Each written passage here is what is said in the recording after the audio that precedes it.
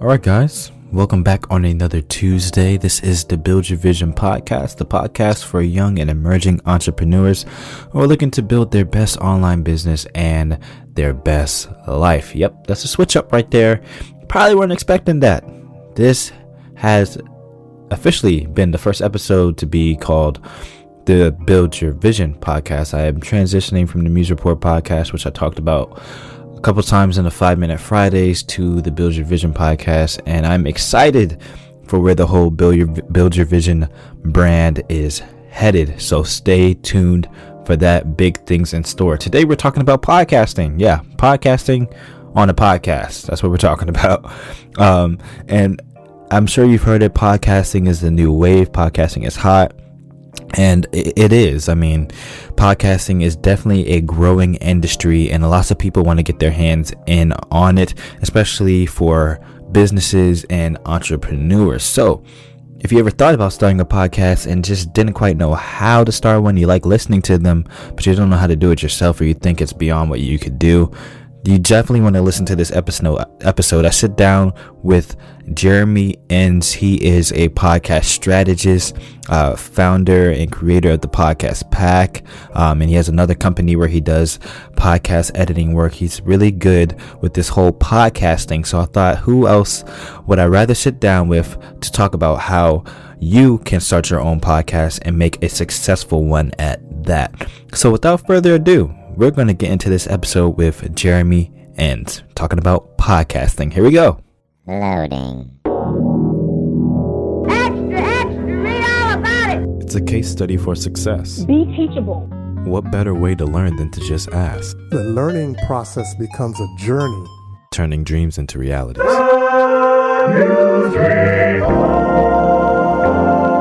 Part of execution is totally believing whatever you're doing is going to work.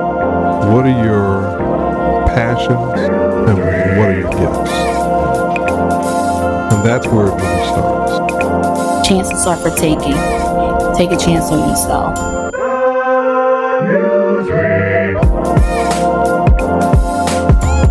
Any and everyone is capable of being a leader. You're not going to have all the answers immediately. Wow. Mentors to expose you to things that you otherwise wouldn't know. It was all I thought about and dreamed. Like I would literally get up in the morning, practice, because I knew the time would come. Just do it.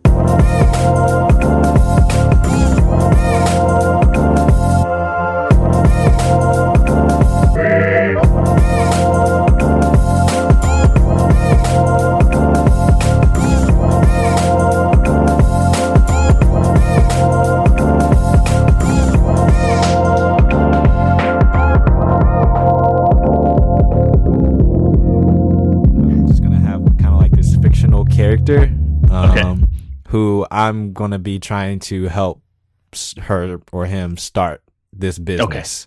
Okay. Yeah. So that we could kind of apply it in a more like. That's cool. Yeah. You know what I'm saying? So. Yeah. And this person's name's gonna be Katie, I think. Katie, right. And she loves cats. Katie. Right. And she wants to start this business where she helps like evil cats that need to be tamed down. Let me make sure that I got it right. But that's where I'm going. So this Katie who wants to build a business where she's teaching people how to mellow out their evil cats, wants to start a podcast. Okay. So she's like, okay, I heard that the podcast area is starting to pop off. I want to get into this space. I don't know where to start. I know nothing about podcasts. What should I do? What are the first steps that someone should look into when they say, okay, I want to start a podcast, but I don't know how? Well, I think that the first step is really getting clear on what your offering is to people. And so she clearly has, put a little bit of thought into, she wants to help these cat owners figure out how to tame their cats. And so that's like a great first step, but it's still really broad. And a lot of people just stop there and they just they're not really clear at anything past that really broad level of what their show is going to be about. Right. And so they have such a broad variety of topics that it's often not really focused, and it's not as useful as it could be to, her audience there, which are these cat owners. So I like to start by, really digging into, so first you start with that big topic, and then like, who are these individuals that you're, that you're trying to help here, and like, what are some of their like common struggles that they're facing. And you hear a lot of people talk about speaking to your audience beforehand, or if you don't already have an audience, like going out and finding people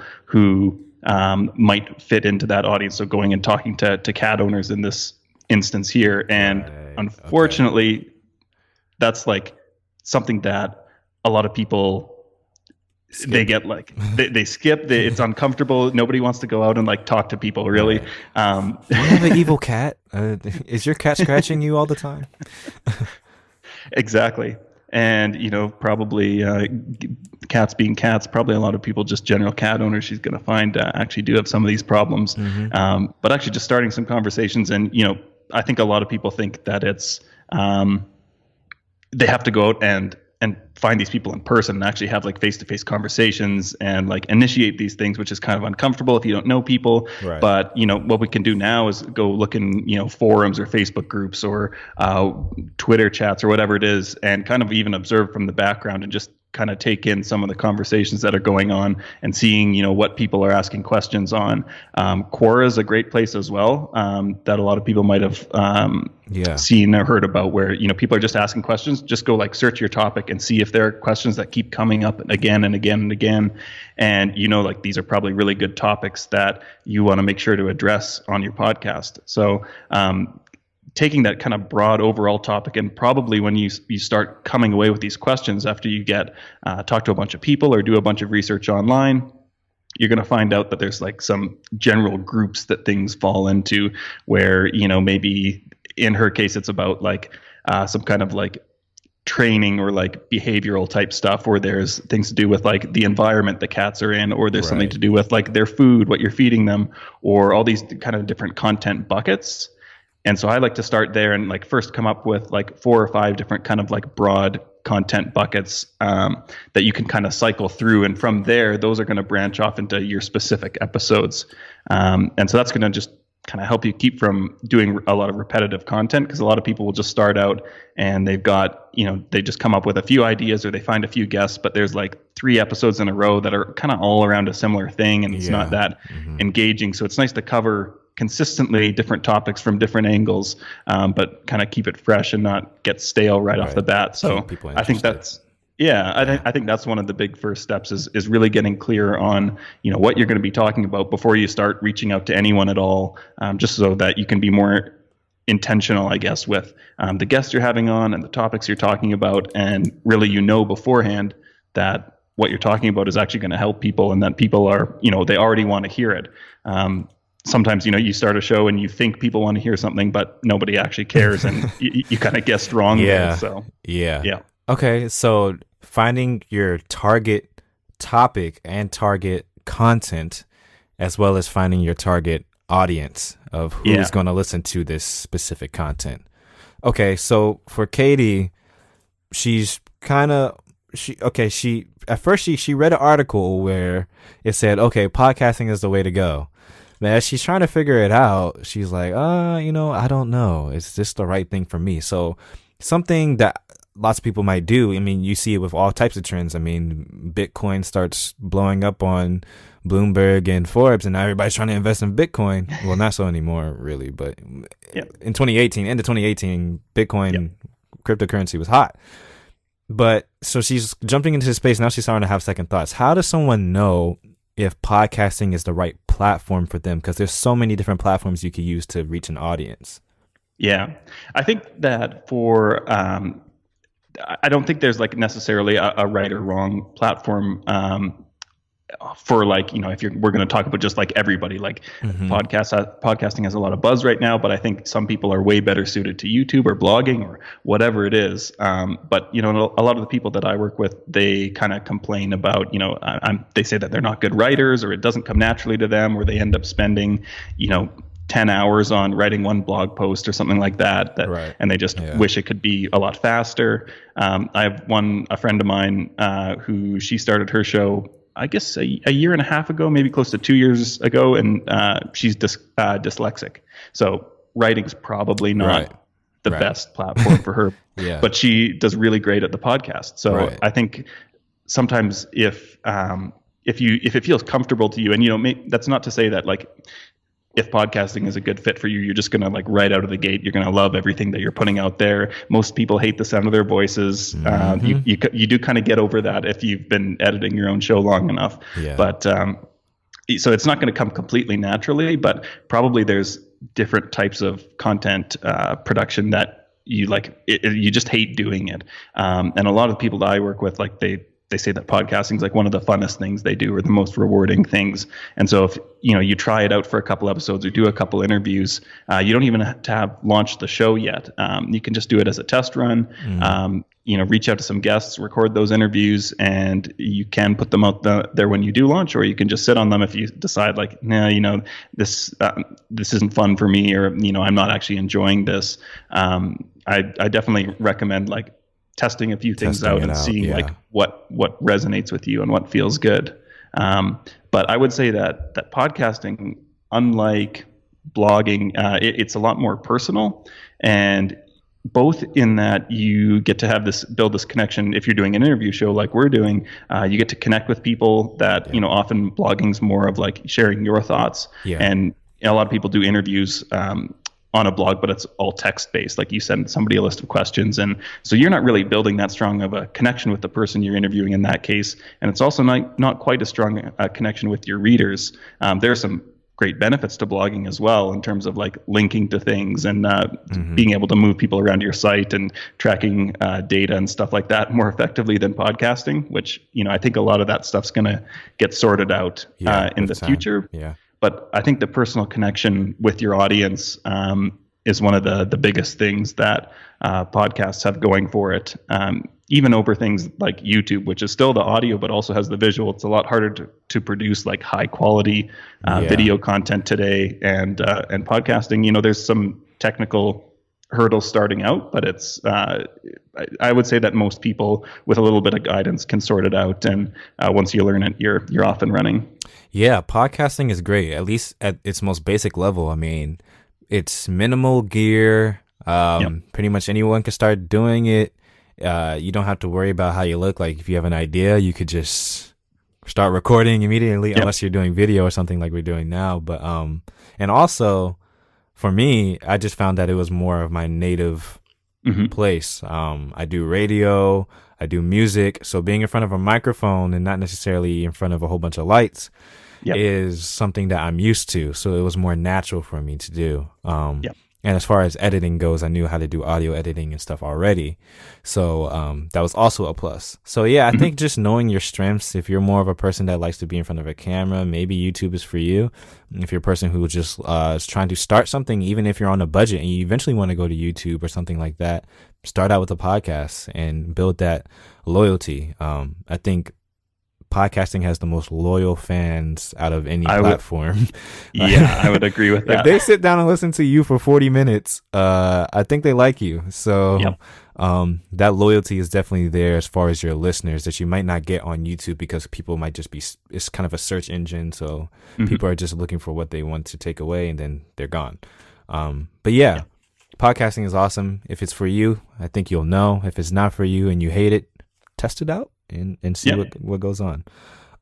Okay, so for the person that's figured out, let's say Katie, figured it out, she wants to do podcasting. She's going headstrong. She's starting it. What does a person need to look at before they launch, or in order to launch their podcast and to get the best return on what they're doing? How should they go about launching? Yeah. So, are we talking that they've already recorded all their episodes, or getting into that? Getting into that. Okay. So yeah, if you've got your idea, I would write down I like to start with a pretty big list of episode topics. And so you've talked to your audience and you've gotten a bunch of these ideas, and probably, those should give you you should be able to write out like episode titles from a lot of those questions, how to do this, or like when to do this, or why you should, whatever. And I often title a lot of my just rough title episodes that way, just so that you can see clearly what the episode is going to be about, which helps you, if you're doing an interview, frame questions for your guest, or if you're going to do a solo show, you can kind of make some bullet points addressing that kind of core question of the episode. So after you've got a list, and if you're doing a solo show, you're good there, and you can start bullet pointing out things. If you are going to have guests on, then I would start making a list under each episode topic of 2 to 3 people who you think would be great guests on this. And I often like to include somebody who you might think is a bit out of your league, because it's happened a number of times with people I've worked with where they're kind of like, I want to wait till I have 20, 50 episodes or whatever before I reach out to this person, just so they think I'm legit. But it's happened a lot of times. I always encourage people to reach out now, and people actually say yes a lot of the time. And there's been some people who they've launched or very near to the show launch with bigger names being a guest on the podcast, and that person has shared it, and it's given them a nice leg up right off the bat, which they might have had to wait 6 months if they had waited to interview that person then to get that boost. And even if they say no now, you can always loop back with them later and say see, here's what the show is about now. You can get a clearer idea of what we're doing, and maybe they'll say yes then. But I always like to start with by asking a couple people who maybe you think you can definitely get on the show. And then, maybe one person who it's like, that's one of your dream guests or something like that, who you don't really think would say yes, but take a shot. And might as well go for it. Yeah. Yep, exactly. So once you've got the guests or your episode topics, record your episodes. And from there, I like to, it kind of depends on if you already have some kind of audience or not. If you do already have a few people, even if it's just like a handful, 10 or 15 people who are kind of behind what you're doing, I often like to put together like a launch team kind of.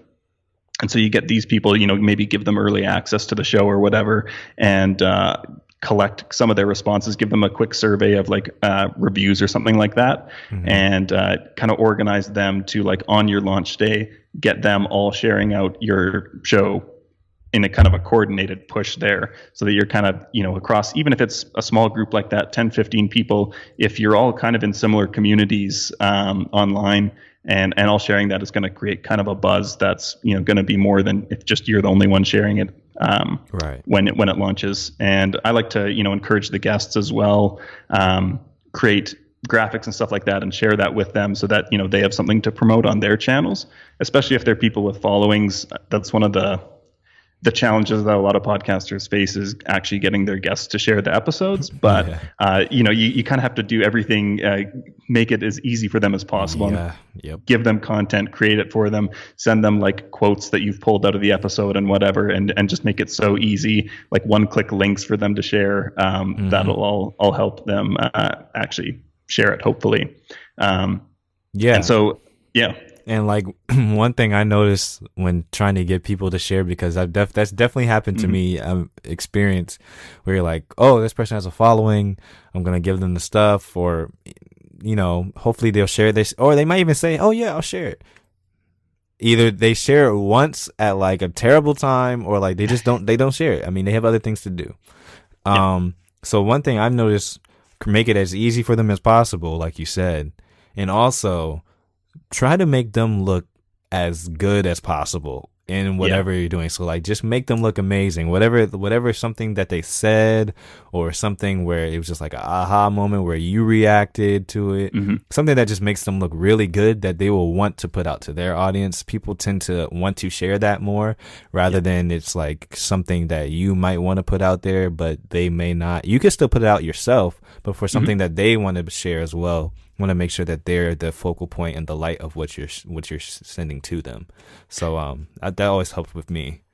Yeah, definitely. And I think that's an important point there, what you were saying of like thinking about what their audience wants to hear, because you might be having them on to talk about something that's more focused on your audience, but probably, you know, they might touch on things that if they're an expert in a certain field that their audience cares about too. So if you can, you know, pull out some of your, you know, promotional content, whether that's like posts for Instagram or whatever, or Facebook, that does cater to your audience, but then also create a couple of separate ones that might be more geared towards their audience that gives them a better chance of sharing that there.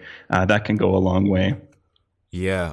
And kind of shifting because, okay, you want people to share, you did this launch thing that's creating a buzz about what you have, and you started off, you got a good amount of listens. Katie got a good amount of listens from her evil cat followers that are listening to what she has to say. But now she's starting to plateau a little bit. She got a spike when she first started, and some of the people who were just listening to see if she was really serious fell off. And she's like, okay, now how do I grow a loyal audience? How does she go about that? I think excuse me. I think the thing for really successful podcasters that I've started to see more and more and more as being like really central to growing that really dedicated following is by providing your audience some kind of way to interact with each other. And so like Facebook groups are really popular for this. I've seen a lot of people using Slack channels or Discord chats, just creating a way for people to, you know, feel like they're part of something a little bit bigger, because it's so easy for you as the podcast host to speak out to everybody, but there's no interaction between any of your listeners, and it's hard for them to interact and engage with you as well. So if you're able to kind of build more of a strong sense of community around the show and allow for those conversations to carry on after the podcast is finished, in a situation where, you know, more people can kind of be involved with it, and maybe that's asking their specific questions about, you know, their evil cat or something like that, that they have some problem that was kind of addressed on the podcast, but they want some more information. If you can like really go the extra mile there and provide that forum for people, that's going to go a long way to, you know, building that devotion in the audience, where people are actually starting to like share with their friends, like, you know, I'm a part of this community. It's so great. There's also this podcast associated with it. I've learned so much. I've tamed my evil cat, and I've had so much success from this. And there's so many other amazing people who are all going through the same thing. So I think that's something that really goes into building that loyalty, kind of that we mentioned before from an audience, is taking it beyond just you as the host, you know, speaking out to your audience and really getting people involved and bringing them into the conversation. So what about sheer volume? What about numbers? Like, how do you just get in front of more ears? Eyes, ears? Yeah. I would say that probably the most effective way for, well, I'll start by saying that in my experience, podcasting is a slow growth platform that you're not going to just launch unless you have a large existing audience. You're not just going to launch and all of a sudden be getting thousands of listeners within the first month or 2 or 3. Oftentimes I've seen it take, you know, 6 to 12 months before people like build up momentum and like things really start to snowball from there. That's not to say that, you know, it's definitely going to happen in that range either. I've also seen shows where, you know, they've been at it for 2 years, and then they, you know, keep making small tweaks and along the way, and like at some point, you know, it finally builds to this critical mass, and they like figure out the formula where it does start to work for them. And, you know, some people, they always stay with a small audience, but it's really loyal, and they're able to make that work for them and achieve whatever their goals are. But I would say in terms of like growing an audience, or at least getting in front of as many people as possible, I'm a big fan of guesting on other shows. And probably for most topics, you're not going to be the only show out there. And so a lot of people kind of view this, have a competitive mindset going into it. But I think it's a really great opportunity for people to collaborate and really kind of cross-pollinate with their audiences, because probably if there's you and 5 other people all covering, cat training, you're all covering a different angle. You have a different voice, and some people from your audience might be also interested in learning something that somebody else is talking about, kind of related to the same thing, but that you don't really touch on. And like they're still going to listen to your show, but they're also going to go somewhere else to find something else out, and that's probably true for all those other people's audiences as well. So I definitely encourage people to look at other shows in their same niche that they're in, and not view that with such a competitive mindset and as more of a collaborative mindset, and reach out to those people and build relationships. And I've seen it work really well where people who are in the same field kind of, even run ads for each other and do ad swaps and things like that, because they know that, this person is covering this topic better than they are. Mm-hmm. And you're actually helping your audience out by referring them over there, and they're doing the same for you. And a lot of times people kind of grow up together, and everybody kind of wins. Right. So the next part, the 2 points kind of contradict, but not really. They still go hand in hand. But the part of first step is, how does someone get on other people's show? Like, how does that process go, and how do you show that what you have to offer, even if it's in the same niche? Like, if someone else has another cat show, Katie's going to Kim with the cat, and Kim's like, well, I already have a cat show. What do you have to offer that I'm not already giving? Like, how do you sell yourself in that point for people to want to have you on their show? Yeah, I think it's really very similar to the process for reaching out to guests to have on your show. So if you already have like an email template, that's, you're probably going to kind of pitch your show and the unique angle that you have. And so you can adapt that to like talk about, whether you're already an expert or if you've kind of are becoming an expert through the interviews you're doing. You probably have like a specific angle that, you feel most comfortable and most passionate about, and it, might not be the same as that other person. So I always like to frame it as, what you're bringing to their audience that you are kind of uniquely positioned to offer, and really, make your pitch about, how this is actually going to serve their audience, and not even necessarily about them. You can, phrase it in like, I think this is going to help you in this way, but most people who are serious about their shows and their podcasts, like their primary goal is to serve their audience well. And they know that if they're able to bring content that their audience really enjoys and engages with, their audience is going to, have that loyalty for them. So really phrasing it in a way of how you will be serving their audience and bringing them something useful. That's how I would go about it. And you can, like I said, probably repurpose a lot of the pitch on how you try to get people onto your podcast. It's quite a similar process of outreach kind of. Cool. And the next part, it doesn't really contradict. It kind of goes hand in hand, but it also goes, I don't want to look at it as a competitive standpoint, but you still have to stand out in some way from the market that you're in, so people want to listen to your show. So how does someone make their podcast stand out among the rest, that people will see it and say, I want to listen to this? Yeah, so I think that probably a big part of that is going to be around the specific content. So if we're talking about cats, you could still go in so much more narrower, and you can like focus down on very specific elements. And what I've often seen happen time and time again is that people will start out with a very, very, very narrow topic that they're talking about. They're only talking about like one very specific thing, and they might go through 20 episodes, 25 episodes, 50 episodes, something like that, and they've kind of exhausted that topic, and then they start branching out from there. But it's a lot easier to build like a really devoted audience if you're like the only one covering in depth this one problem that people have. But because they're also interested in the broader topic, they're going to stick around once you start branching out into more general kind of knowledge stuff around that topic there. So I think that's one way of differentiating yourself, is by going really, really narrow on the content you're talking about.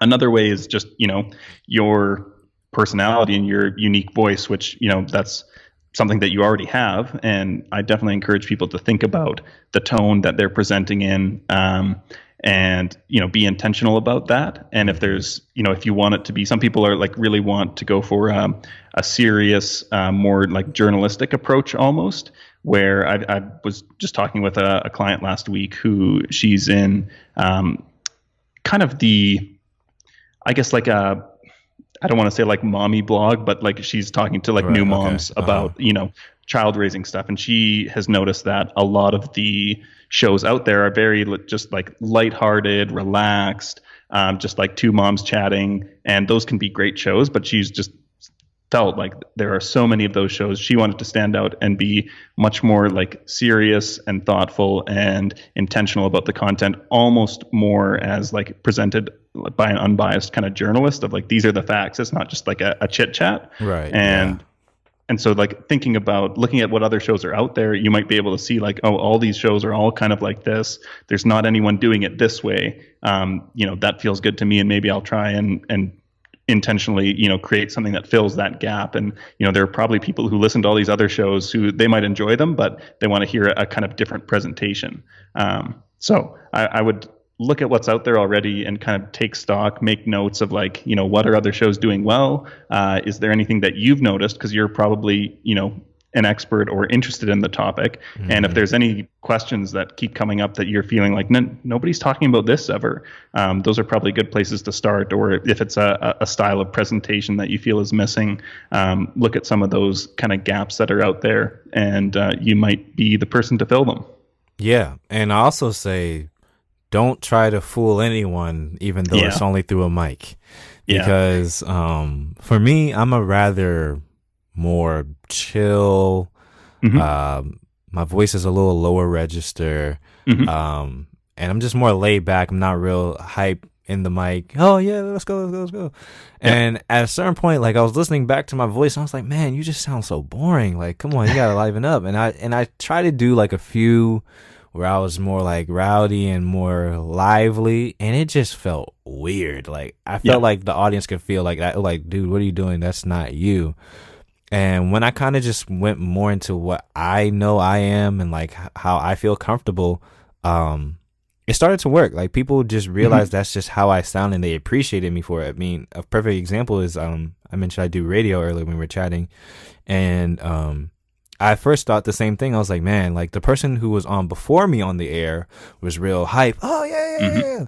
And I go on, I'm just like, and I was like, man, I'm just such a drop off. Like so I was, trying to kind of be more out of my normal character. And then I wasn't doing a good job, and I went back to what I was normally doing. Mm-hmm. And someone called the station and was like, man, I really appreciate how like mellow and chill. It's such a good difference from what we get from the previous show. And nothing was wrong with her, but it was just like, we like it. And it was in the middle of the day. It was like, we kind of like just to relax, just more, we love it. And I was like, wow, people just appreciated me for being me. Yeah. That's crazy. So like, don't try to be someone else's voice. Just do what's comfortable with you, because eventually you're going to fall off and not be able to, put that mask on any longer. And there's going to be a switch up, and people are going to be like, what's going on? I thought I knew you. And it's just not going to be good for your listener loyalty.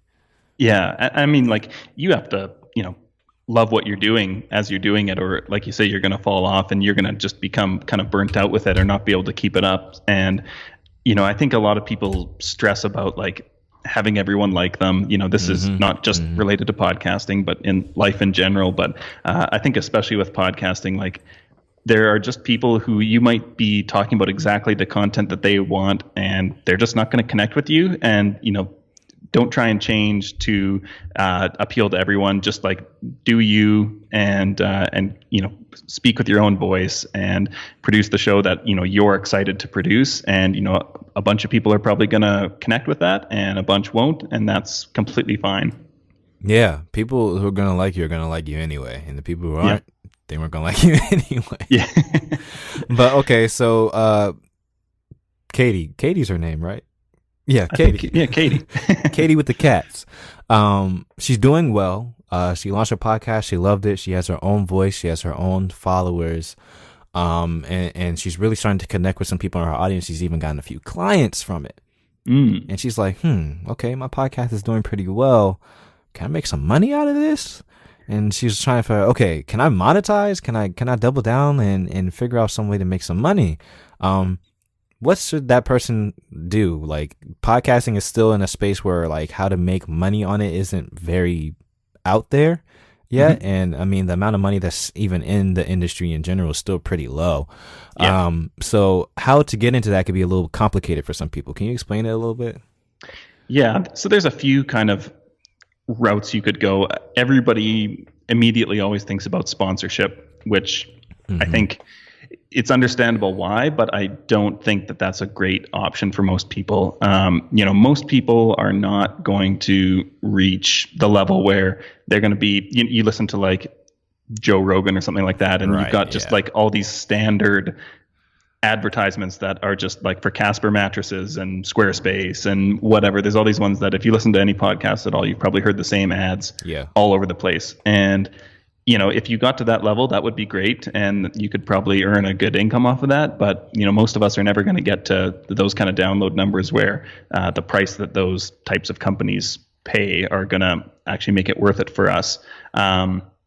So thinking about like those mass appeal sponsorships, I think is probably not a good route to go. On the topic of sponsorships, though, I think that if you go like really, really niche and like you think about specific companies who they might be a lot smaller, they might not be even thinking about advertising on podcasts right now or advertising anywhere. But if you reach out to them and you already know that like their product is the perfect fit for your audience, I've seen those types of sponsorship deals be a lot more lucrative for small audiences, basically. Like I know a few people who, they might get 1,000 downloads a week or something like that for each new episode, which isn't a ton at all, but they've been able to get, sponsorship deals that are like $500 an episode or something like that, which just seems crazy if you think about what a lot of the industry standard rates that people throw out there are, which are often something like for a company like Casper mattresses, they would be following the industry standard rates, which might be like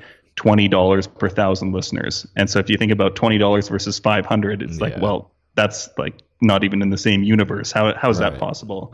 But if you're reaching out to people in particular and you're good at pitching, why it's good for them, why they're a good fit for your audience, how like all three parties, you, your audience, and the sponsor kind of benefit from this, a lot of people will take a chance, and it often works out well for the companies. You don't feel like you're selling out to your audience. They appreciate it because they're actually getting a good offer. Hopefully it's something that maybe they get a discount on something that they would already use.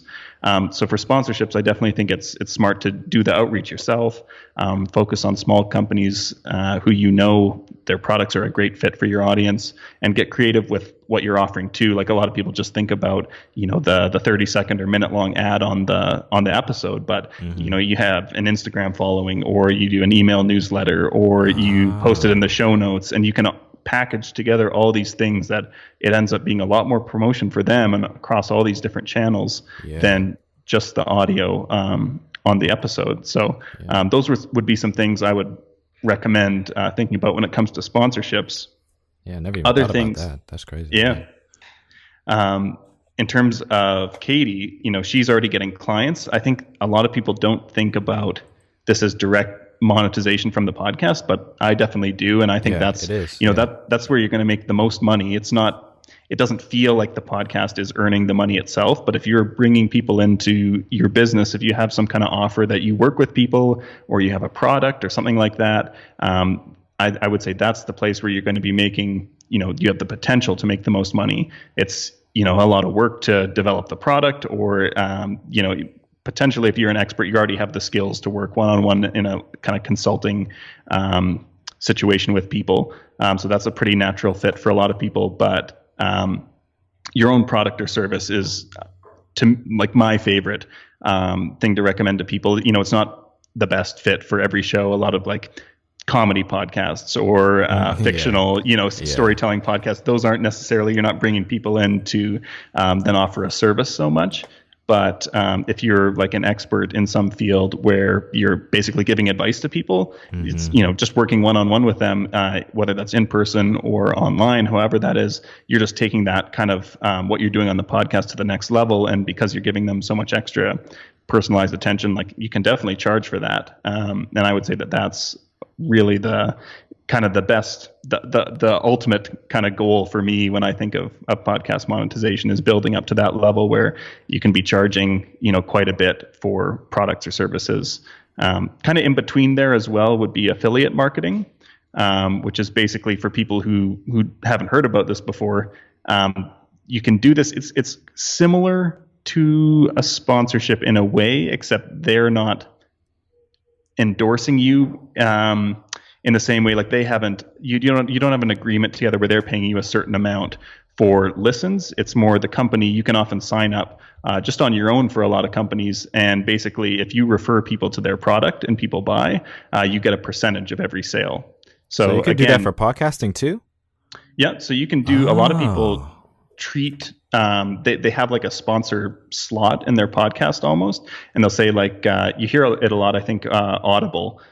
You can sign up for the Audible affiliate program online, and for every person who signs up, they get a free book, and you get, I don't know what it is, like $5 or $10 or something.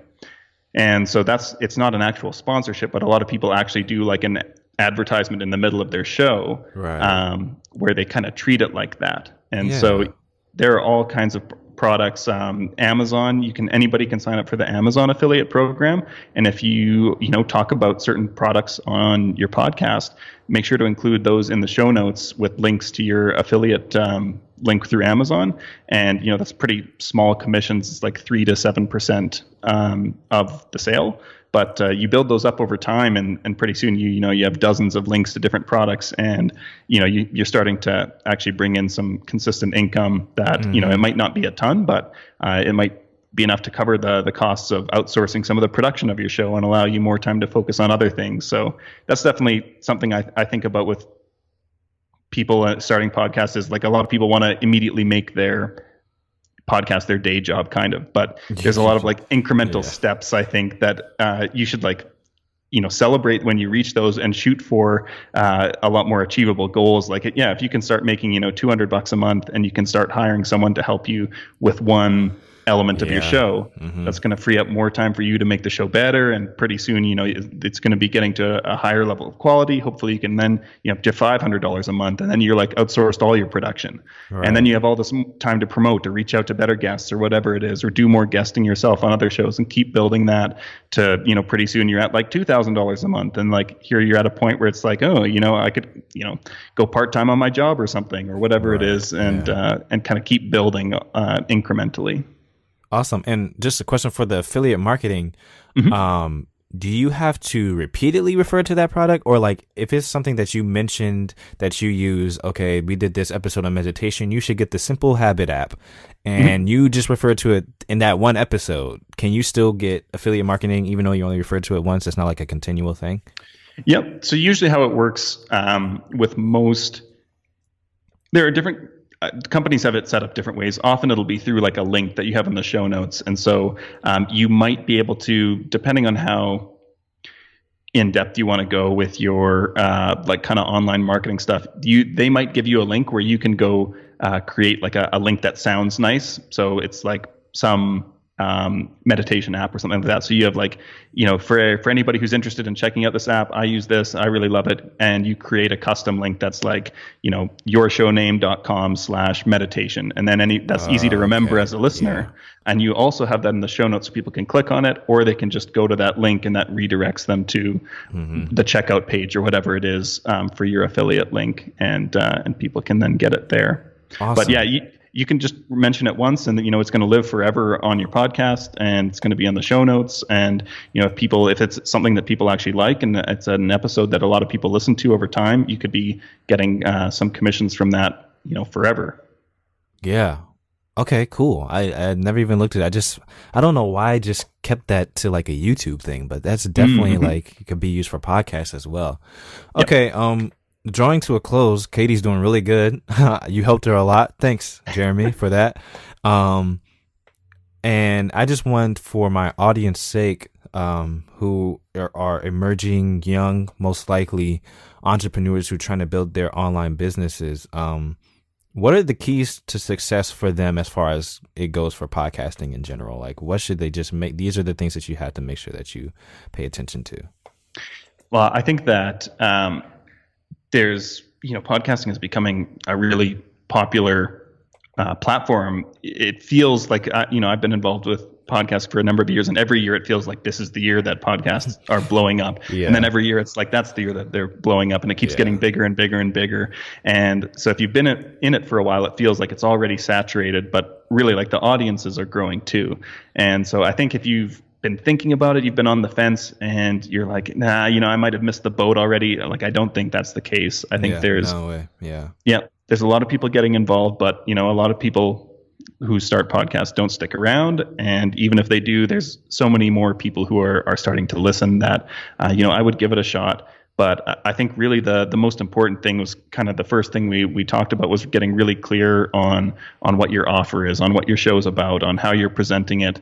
And there's just so much, it's almost sales basically that are involved with podcasts, and you need to be able to pitch yourself to potential guests, to other shows that you want to guest on, to just listeners. It's presenting your show and being 100% clear on how it's going to benefit them. If you run into someone on the street who you get talking to and your podcast comes up, or if you're promoting it online on, in a Facebook group somewhere, or wherever it is, the clearer you are about how your show benefits people, the easier everything is going to be throughout the course of your show. And you can kind of make sure that you're always referring back to that kind of core theme and offering, and making sure that the content all aligns with it, that the people you're having on, the way that you're promoting it. So I would say clarity is really the most important thing that you really need to get clear on from the start, but it's going to be really important at every stage along the way. Awesome. Thanks so much, Jeremy. Is there anything else that you would want to tell my audience, whether it's a plug for you, what do you have to offer, or what you do? I have a podcast agency called Counterweight Creative. And so we do post-production and consulting and podcast training for, a lot of entrepreneurs and businesses and creatives who are looking to kind of grow their businesses through a podcast. And so I have a lot of fun doing that. And I also have a podcast Facebook community called Cut the Bullshit Podcasting. You can go to cutthebullshitpodcasting.com, and you can find the link to the Facebook group there. And actually how we met was through a product, this was the first year I put it on, called the Podcast PowerPack, which you can head to the website, podcastpowerpack.com, to find out more about that. That's a once-a-year offer. So if you're listening now, depending on when you're listening, actually, you might have just missed it. Yeah. Or there might be another one coming up soon, depending. But if you want to check out a couple of the guides, the free guides that we put out, there's a launch guide that might be really helpful to a lot of people just starting out, which is at podcastpowerpack.com/launch. Or there's a audit, which you can get if you already have a podcast and you're looking to kind of see, where you're doing well, what you're not doing so hot on, and you can find that at podcastpowerpack.com/audit. Awesome. And I'll put the links to that in the show notes so that they could get quick access to it. Thanks so much, Jeremy, for being on the show. I really appreciate it. You provided a whole lot of value, and I learned some things definitely, I know my audience did as well, especially if they're new to the podcasting industry. Awesome. Thank you so much for having me on, Clee. I hope you enjoyed that episode with Jeremy Enns. He dropped a lot of good knowledge in this one about podcasting, how you could do it the right way so you can have the best possible outcome for your podcast. Things such as identifying your audience. I know he said organizing your topics, getting down your potential guests, ones that you might think are a little out your league, and also ones that you could get on your show, and creating a community so you can always get that engagement. You really want to have that loyalty and engagement with your podcast for it to be successful. And always remember to be yourself on your podcast. I try to be myself on this show. Hopefully you guys like me. If you're listening and you gotten this far into the episode, I think you liked me a little bit, but I hope you enjoyed it. We have lots more where that came from. If you're new to the show, subscribe to the show and go back into the podcast episode archive and listen. Each and every episode helps you get closer to building your vision. If you like this podcast a lot, you can leave a rating and review. a rating and review would be really, really good feedback for me. It really just makes me so happy when you guys leave a rating and review on Apple Podcasts or whatever platform you are listening on. Share this with a friend. Share this with your aunt, your uncle, your cousin, your auntie, whatever. Did I say auntie twice? I probably did say auntie twice. Man, maybe I should call my auntie. Anyway, I will talk to you guys on Friday. Thank you for listening to this episode. And until then, keep building your vision every single day. Peace.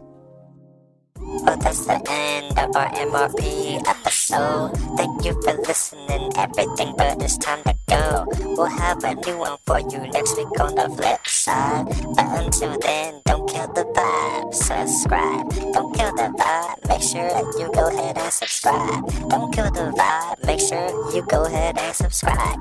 Don't kill the vibe, make sure you go ahead and subscribe. Don't kill the vibe, make sure you go ahead and subscribe.